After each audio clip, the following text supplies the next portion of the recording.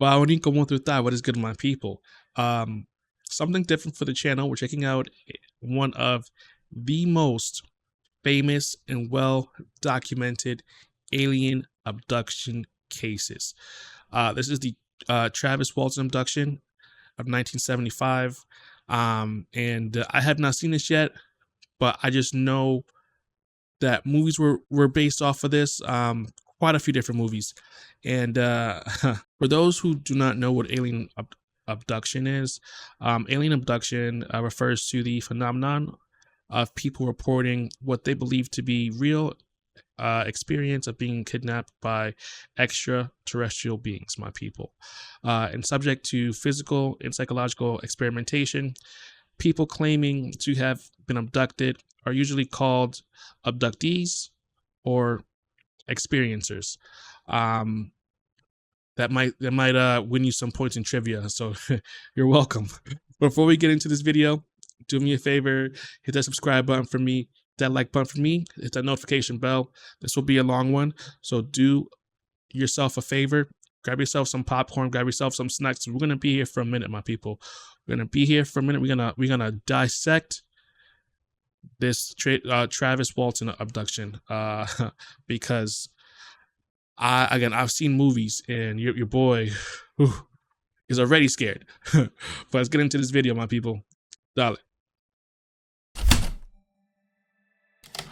Though UFO experiencers are often visited alone, Travis Walton was apparently taken by a UFO for 5 days after it was seen up close by 6 of his friends and co-workers. Despite the efforts of police, debunkers, and journalists to discredit their account of events, neither Walton nor any of his co-workers have ever admitted to a hoax, and all 7 tell the same story today. 7 people. The men's testimony is considered some of the best evidence for extraterrestrial visitation to date, and Walton's fantastical experiences during his abduction, since dramatized in film and television, are now deeply embedded in the public imagination. In 1975, 22-year-old Travis Walton of Snowflake, Arizona, was working as a logger on a 7-man crew under the supervision of his longtime friend, Mike Rogers, a contractor with the U.S. Forest Service. Walton and Rogers, as well as Alan Dallas, John Goulet, Dwayne Smith, Kenneth Peterson, and Steve Pierce, were contracted to thin the trees around Turkey Springs in the Apache Sitgreaves National Forest, northeast of Phoenix. On Wednesday, November 5th, the sun set around 6 p.m., and shortly after, the men shut down and piled into Rogers' truck for the drive back home. Okay. Along the way, they saw a bright light peeking through the trees to their right, and worried it was a fire, or a plane crash. As Rogers drove closer and stopped the truck, the men were able to see the source of the light through a thinner patch of trees. Hovering just under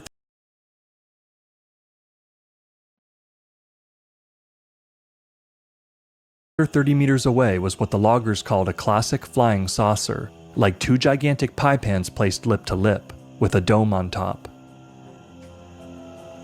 They guessed it to be between 15 to 20 feet in diameter, and about 8 to 10 feet tall. That's big. The object glowed with a golden light that poured out from uniform panels around the body, divided by strips of dull silver. It was perfectly still and made no sound at all. By his own admission, Walton had long been drawn to risky situations, and says that he was seized with the urgency to get a closer look at the UFO before it flew away, so he ran up behind a pile of logging debris. As his coworkers shouted at him to get back in the truck, Walton approached within 2 meters or 6 feet of the UFO before it emitted a cacophony of mechanical sounds and began to wobble erratically on its axis. Before Walton could escape, a bright blue-green beam of light shot from the underside of the object with a sharp cracking or popping sound. He got abducted. The beam hit Walton in the head and chest, and he immediately felt the effects of high-voltage electrocution, including full-body paralysis, before being knocked unconscious and sent flying backwards. His coworkers saw Walton soar through the air and land about 10 feet from where he'd been standing. His coworkers flew into a panic and immediately drove away, but when they realized that the saucer was not following them, Rogers stopped the truck. Through the trees, he thought he saw the outline of a golden disc streak away into the sky and made the decision. Wait a minute. Did his friends just leave him? I mean, they did ask him to come back into the car. So to be fair, I get it. But bro, they like, actually left him to the aliens. It's like, you could have him. Like, that's crazy, my people. Wow. To return for Travis. When the men arrived at the site, however, they found no trace of either Walton or the UFO, so they drove to the nearest phone booth and contacted police. Deputy Ellison of the Navajo County Sheriff's Department was the first to respond to the call and speak with Rogers and the men. Soon after, Sheriff Marlon Gillespie and Undersheriff Ken Coplin arrived and drove 3 of the loggers out to search the area.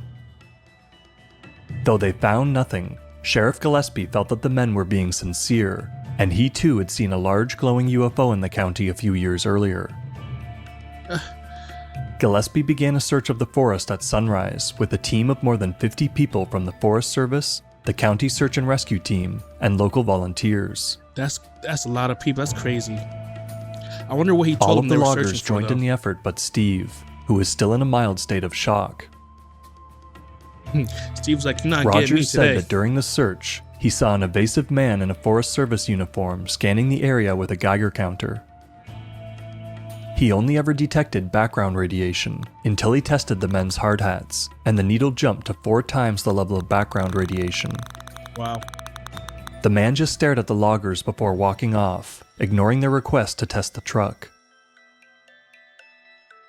After 2 days, the search grew to include air support, and word got out to the media.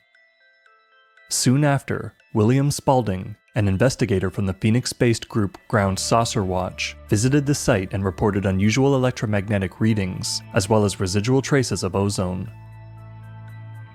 The search widened again on November 9th, the 4th day of Walton's absence, and police, members of the public, and even members of Walton's own family increasingly suspected that the men had simply fabricated the story in order to conceal a homicide or fatal accident.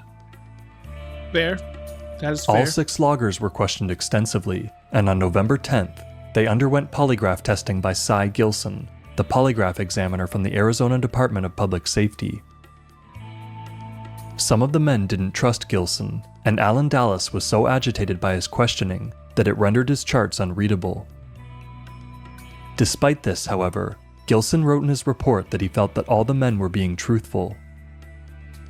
Gilson was so confident in his analysis, which afforded him a rare opportunity to test 6 different accounts of the same event, that he claimed that he had proved that the men had seen what they believed to be a UFO. Oh my goodness. Around midnight that night, roughly 5 days and 6 hours after his disappearance, Walton regained consciousness lying face down on the side of a road outside of Heber, Arizona. He looked up to see a white light switch off on the bottom of a highly reflective, silvery saucer-shaped UFO hovering just above the road in front of him. Walton had only a few seconds to guess that the object was roughly 40 feet in diameter and 14 feet tall. Then, in an instant, it shot directly up into the sky without any sound at all, and disappeared from sight. Crazy. It's a no sound. Walton stumbled to a payphone and called his brother-in-law, who, along with his brother Dwayne, drove out to pick him up.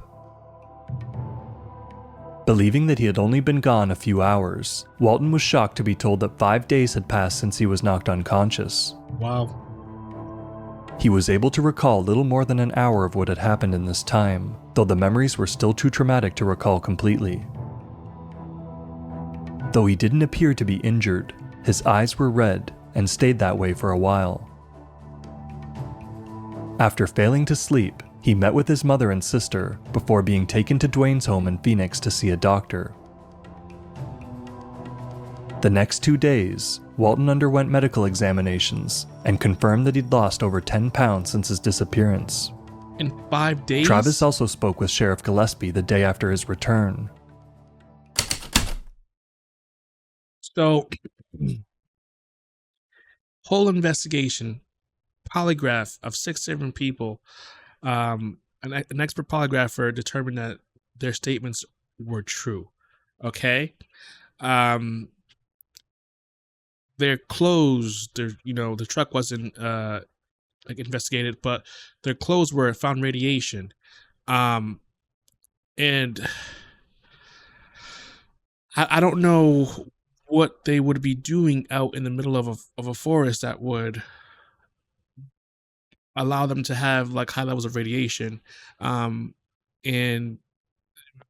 because if they're just like loggers, like I don't know what would cause that, as well as like their stories all being consistent, not changing. It's leading me to believe that they believe what they're what they're saying to be true. And then the guy Walton just returns 5 days later, losing 5 pounds. Either like they did some like drugs out in the forest, and my guy was lost, and he found himself 5 days later. But also too, my question is, what did they tell the search party that they were looking for? They were looking for a missing man. But then my question would be, what led to him to be missing? Then you tell them, oh, he was abducted by aliens? Because like I'm going home at that point. Because like one, I don't know if that's true or not, and two, I'm not gonna be put in a position where I'm gonna be taken by aliens. So like, I, I have a lot of questions. I have a lot of questions. I have a lot of questions, man. This is crazy, my people. This is crazy. Walton claimed that his first memory after his encounter with the UFO was slowly regaining consciousness and feeling an intense pain, as though he'd been burned all over his body. After opening his eyes, he saw a bright rectangular light above him. He then noticed that he was on a raised table in a triangular-shaped metallic room, which he thought was in a hospital. Walton tried to move and speak, but couldn't.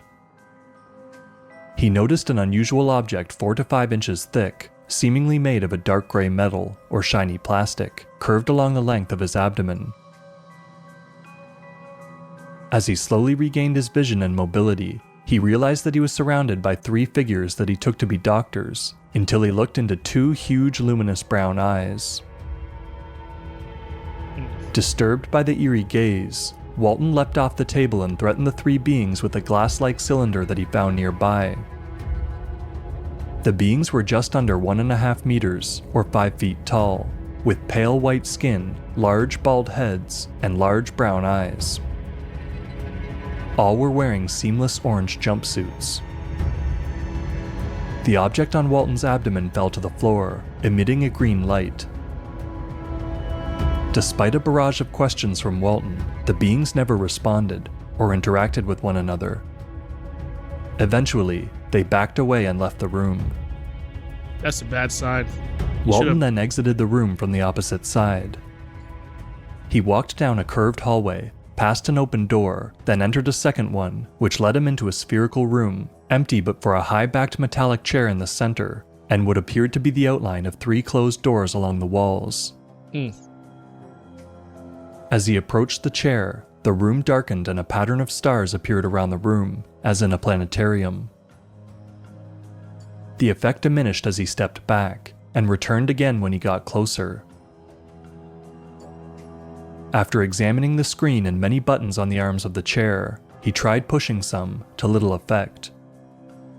He then sat in the chair, which was a little too small for him. He pushed a lever and the stars began rotating around the room. What? Not knowing what he was doing, and feeling dizzied by the rotating effect, Walton stood up to look for an exit. Shortly after, Walton heard a noise come from the doorway, and turned to see a muscular, human-looking male in a blue jumpsuit and helmet. Walton stated that the man's only peculiar features were his eyes, which were a golden hazel color. Though Walton asked him many questions, the man only smiled slightly, but never spoke. He took Walton by the arm and led him through a hallway, and into a bare, small room, where they waited for 2 minutes before another door slid open. This led them to a ramp leading down into an enormous hangar-like room, with a rounded roof that curved down to the floor. Walton noted that the structure that he exited was distinctly larger than the UFO he'd seen in the forest, though it was similar in shape. He also noticed a few other saucer-shaped objects on the floor of the large room. The man led Travis across the large room and down a hallway, past another set of automatic sliding doors, and into a room with 3 more human-looking beings. 2 men similar in build and appearance to Walton's escort, and a woman with straight hair past her shoulders. Like clones? All had blemish-free skin and the same strange golden hazel eyes. Clones, yep. They wore the same blue uniform but without the helmet. Interesting. Though Walton resisted, the beings took him by the arm and laid him down on a table and placed a type of breathing mask over his mouth. This was Walton's last memory before passing out and waking up on the highway. So, here's my problem. Well, it's not really an issue. Here's my argument, I should say. This is just so freaking descriptive.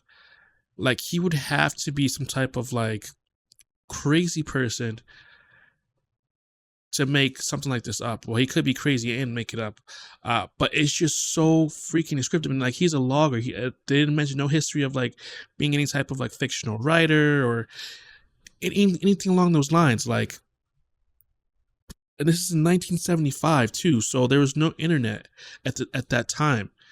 Like, this is absolutely insane. And I think this is where that we get the whole like, gray men with the big heads for aliens iconography in like movies. It's like, I think it's from this 1975 abduction case. I could totally be wrong, but man, this is insane because again, like my issue is that it's just so descriptive. Like, how can somebody lie about something that's just so descriptive like that? Like, it wouldn't, I don't know. This could be real, could not be real. Like, I don't think that we're the only beings with like levels of intelligence in the universe. Like, I think it would be insane to think that way. There has to be life out there. The same way we don't have the technology, we're not advanced enough to, traverse space and or time.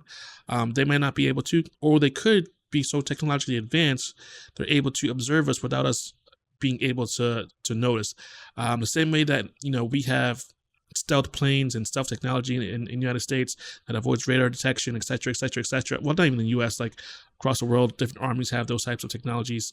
It could be a more advanced version of that. And there's also technology, in present day that allows you to essentially become invisible. Like, they have the invisible sort of blanket where it's there's I literally just heard something.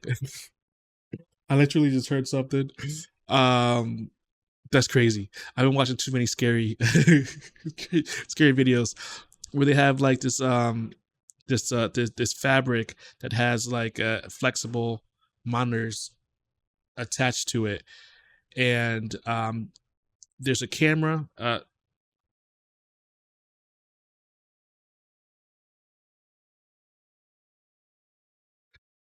Bro, I don't know what's going on. If this video doesn't get uploaded, that means I probably have been abducted or I'm haunted by some type of like entity. But anyway, bro, this is crazy. What was I even saying? Yeah, so fabric, flexible sort of monitors, camera. It can take a photo of what is behind the fabric and then project it to these like flexible monitors. It's insane tech. You should look it up. For years, Walton was hounded by the press and public to speak on his experiences, and forced to defend himself from accusations of fraud or mental instability. However, medical tests showed no signs of trauma to Walton's head, and no trace of drugs in his blood or urine. Regardless, no drugs. Walton became the target of repeated and malicious smears, recklessly disseminated by the media. In Walton's words, enduring the public's reaction was a hell which nearly overshadows the experience itself. To clear his name, Walton requested a polygraph, but said he wanted to avoid crowds and reporters. Gillespie and Walton agreed to arrange a confidential polygraph with Gilson, but when Walton received a call from a reporter asking about the test, Travis skipped the appointment. The National Enquirer then sponsored a confidential test from a private firm, which Walton agreed to. However, his distress in recounting the events, as well as the examiner's discredited practices, rendered the results inconclusive. Soon after, Professor James Harder, Director of Research for the Aerial Phenomena Research Organization, or APRO, performed regressive hypnosis on Walton. The session marked the first time that Walton was able to verbalize his experiences without being overwhelmed by emotion, but he did not remember any new details. A couple of months later, Walton and his brother Dwayne each passed another polygraph. Nevertheless, the initial test was leaked to the press and hurt Walton's credibility with the public. Debunkers have levied a number of explanations for the loggers' stories, but most assume that there was fraud at hand. Philip Klass was the most persistent in trying to discredit the men, positing that they'd staged the event to get a 10% payout from their logging contract. This despite the fact that the payout would have only amounted to under $400 per conspirator, and the fact that Rogers defaulted on the contract, which ended up costing him more overall. Despite offering to pay for any polygraph tests that the men could pass, Klass delayed indefinitely when they accepted his offer. Interesting. In 1993, Rogers and Walton revisited the scene of the encounter and noticed that the nearby trees appeared to have grown exceptionally fast in the previous 18 years. Walton returned to visit the site with director Jennifer Stein in the summer of 2014 as part of a feature-length documentary on the case. Walton and Stein, as well as scientists from Frontier Analysis Limited, examined the growth rings of cut trees in the area and discovered that in the 15 years after 1975, the rings were 4 to 5 times thicker than in any previous year. What does that mean, though? These trees produced wood fiber at over 36 times the rate of the recent average. A complete core sampling showed that this effect was only on the side of the trees facing the UFO, and diminished with distance. It's been shown that radiation can cause excessive plant and tree growth, as seen at Chernobyl, for example. In 2017, scientists Phyllis and Bruce Buttinger of Frontier Analysis Limited completed testing of soil samples taken from the site. Their analysis found elevated amounts of iron, calcium, magnesium, and potassium compared to the off-site control soils. Walton took 2 more polygraph tests in 1993 with Cy Gilson, and 2 more in 2008, all of which he passed. In 2009, he appeared on the TV show The Moment of Truth, which employed an outdated and unvalidated methodology. Although Walton passed many relevant questions, he was ultimately judged to be lying. Over all the years since their experience, Walton and the other loggers passed 16 different polygraphs of increasingly rigorous methodologies. That's a lot. The only 2 that Walton didn't pass conclusively used discredited methods. Okay. So, again, what I am holding on to, where there's some plausibility to his story, is that how descriptive it is unlike any movie that was out at that time. What he described, he wouldn't have some type of engineering background, and he's a logger, or some type of engineering plus fantasy story kind of writing. They found no drugs in his system, so it wasn't a wild trip, because that's where I was leaning towards. But 5 days is not enough time for things like shrooms and stuff to get out of your system. My question is though, where was he within those 5 days? Was he just out in the wilderness? If he wasn't abducted, where was he at? How come nobody saw him? He would need food, and they didn't mention no food or water in the truck after they were leaving this. I don't know. I'm not really sure about this one so far. It's inconclusive for me. I do think that he thinks that there's something, as well as other guys, that something did happen to them.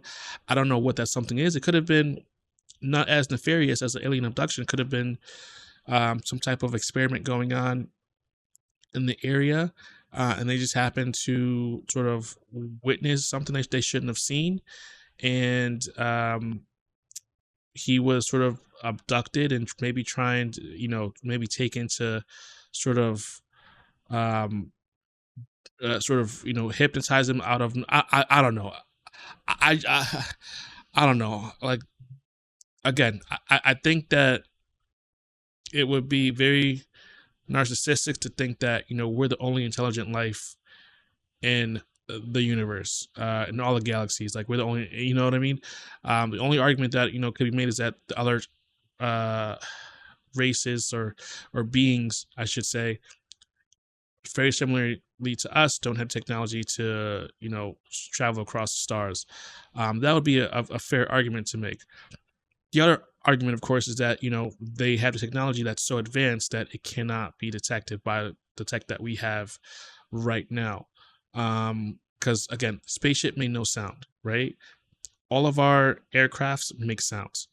We're starting to get in, move into the direction of our cars not making any noise, like Teslas, etc., etc., etc. in 2024. That was 1975. So, and again, it flew straight up. So the type of propulsion that would be required to do something like that would make a ton of noise, my people. So I don't know, man. I don't know. To establish the facts of the case, Walton wrote a book on his encounter titled The Walton Experience, published in 1978, and later republished as Fire in the Sky. Since then, the event has been a favorite on UFO and paranormal shows. The case was profiled in a 1991 documentary, Visitors from the Unknown, and in a 1993 episode of Sightings.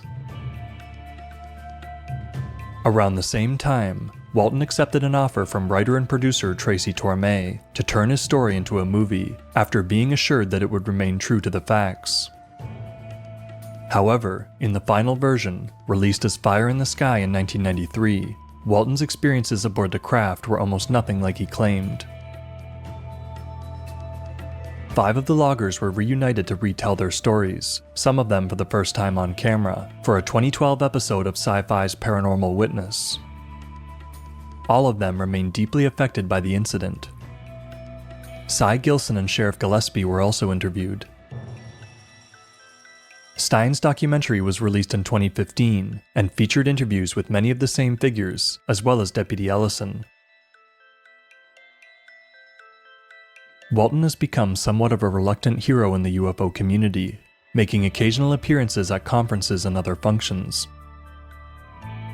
Nevertheless, he insists that the event remains a negative one in his life, and that he wishes he had never left the truck the night of his abduction. Walton also expressed that he now feels that the ray that struck him was accidental and likely fatal, and that he was taken so that the crew of the UFO could revive him and correct the damage. Interesting. From the silver saucers to the short, bald beings, there are many details in Walton's story that would seem to indicate the involvement of extraterrestrial entities. The brown-eyed beings are similar, though not identical, to the greys of UFO lore, and waking up on a medical table is a common element of alien abduction narratives. But the abduction phenomenon has much older historical roots that reach back long before it was ever thought to be due to aliens. In 1759, for example, a Swedish farmer's son named Jacob Jacobson, another young 20-something man on the return journey of a work trip, strayed upon a strange red mansion in a place it hadn't been before, and wandered inside. Jacobson met a number of short, mostly silent beings inside, as well as an attractive human-looking woman, before somehow being transported back outside. When Jacobson returned home, he was notified that he'd been gone for 4 days, though like Walton, he remembered less than an hour of that time. It may be that both men were taken by the same kinds of entities, whether fairies, aliens, or something else entirely. That's crazy. The reason why that's actually quite insane, because like they're on opposite ends of the world, so for them to have a shared experience, that's, I don't know, man, that's a little odd. But the difference being, like, one is what was in a saucer, one was like he said he saw a red mansion. So I was incorrect. The Grays was before my guy's Walton's story. The difference is that like his aliens had like uh, big brown eyes, were short. Um, so he could still have been influenced by alien stories that came before his. So now I'm a little bit, I don't know. Now I'm a little bit, I guess, less believing, because I thought that he was the person that sort of originated the whole short aliens, big heads, big eyes, kind of, what we're seeing in movies nowadays. But he's not. So I don't know now. But the fact that his story has been consistent over the years, and as well as the other guys too, because you can only like lie and pretend for so long before the truth comes out. And I'm surprised that like none of the other guys came out to like do a tell-all book and get a nice big fat check to kind of if it wasn't true, of course, because like that typically is what gets done, but none of that has happened. They all stayed true to the story, like, which leading me to believe it's messing with my head, because like something happened, but it's the what happened. Did it happen the way that he said it happened? Was he actually abducted? Was it something else that they were just unfamiliar with, just given the time of 1975? I don't know, man. This is absolutely insane. The Travis Walton incident is now a classic of UFO lore. Though it's rooted in the testimony of the loggers, it is also supported by the physical effects on Walton and on the trees around the UFO. Many, including Walton himself, believe that he was taken aboard an extraterrestrial spacecraft and healed by alien beings. Whether they saved his life or not, they certainly left their mark.